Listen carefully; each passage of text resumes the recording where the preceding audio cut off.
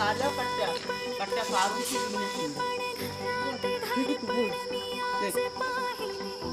तू बोल तू बोल तू बोल अरे तू सांगशील कैचीने कापल्या नक्क नाही माझे ती आणि सगळ्या काजली काढून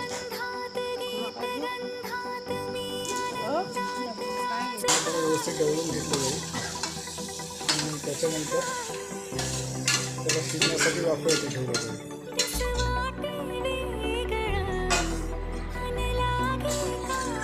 माकडीचा रस्सा खूप छान प्रकारे होतो.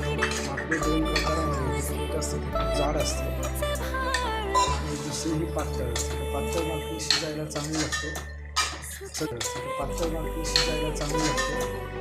चवीला चांगलं असताना शिजायला सुद्धा लवकर शिजते. त्याच्यामुळे आम्ही आज माकडी मिळाली त्याच्यामुळे ती बनवायला